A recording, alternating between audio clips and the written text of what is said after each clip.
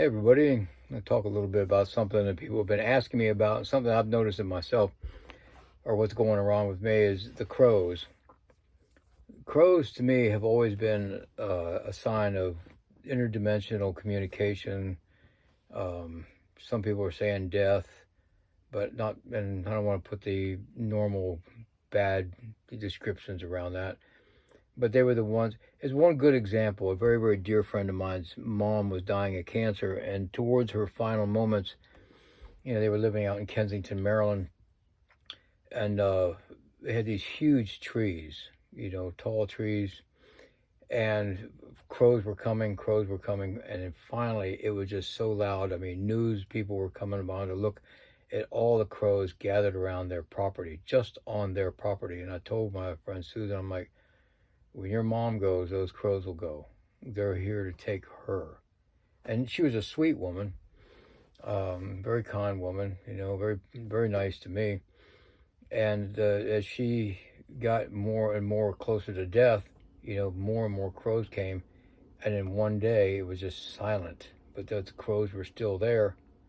And the woman had died. And then the crows, all of it just went up and left. And so people say, well, if you see a lot of crows, does that mean that you're going to die? Does that mean, no, but it means something is around you. There's some kind of an energy. In a language that I learned most of my shamanism in, we say that you can smell death. The death spirit is female, and you can smell her. You can feel her when she's around. And the crows are either there to help you pass over or to push her away. They don't have one particular command. They follow the shamanic flow. And so it's interesting that I've seen them here. I mean, a lot. Like, we've been on this property 5 years here in Central Texas, and I've never seen so many crows. And sometimes it gets really loud. And we're just kind of like, paying attention to everything. We don't know exactly why they're here. But I've had other people telling me, like, okay, well, I've got a lot of them showing up. What am I going to do? Well, maybe just instead of looking at them, look at your inner thoughts. That's what I would really get into. Really, what is it about them that you're feeling? What's been going on in your mind, in the last few weeks, last couple months? What's calling your attention the most? What's the most important things you have going on in your life right now? What are your primary concerns? Are they really aligned with your core? Are these thoughts of yours interrupting your peace? And so that's what I'd be looking at more than anything. And so, do they have this one meeting? No. And people are asking me when they want to get into shamanism, any books I can read? None that you're going to buy at a normal bookstore. Because that's like, most of that stuff's the worst shamanism that you could study because it's so vague. Because they have to write a book where most people can relate to, to make it sale. It's a business move when they're writing books about shamanism and putting them out in the public. And I don't have any of them that I could recommend to anyone. If people asked me to write one, I did.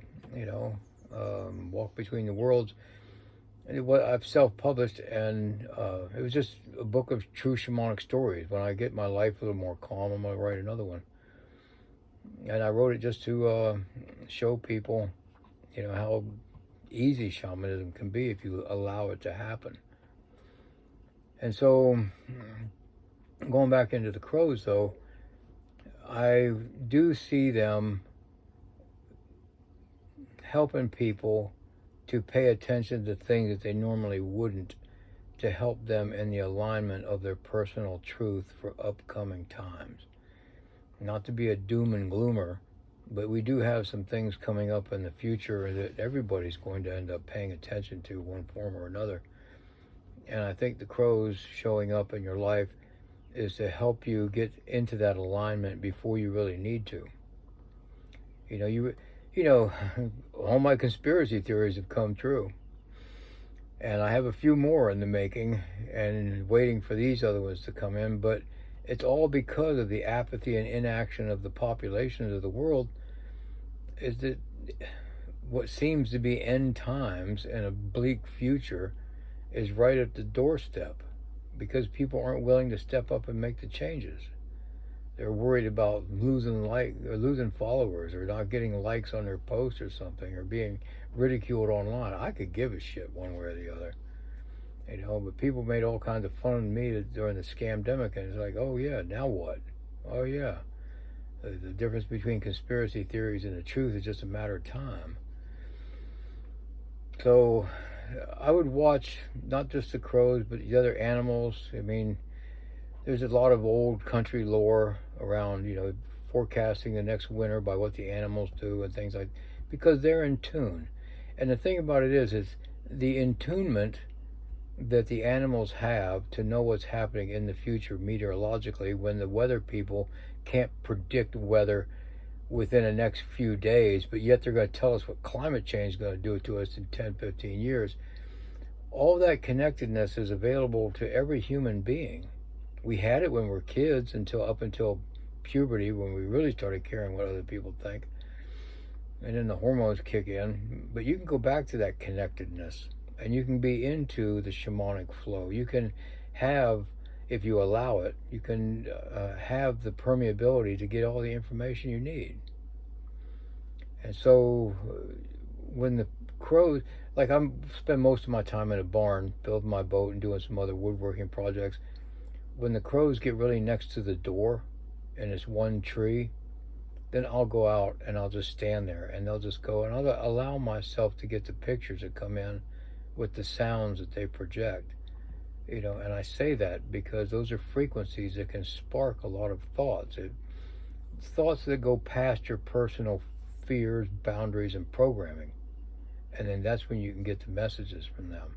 So when the ancient people were like, oh yeah, the crow told me, or the spirit guide told me, all this other stuff, it's basically the information that got triggered for your reception through the frequencies of the calls, the signs, the movements, from these other animals. It's not like the animal really gave you that sign.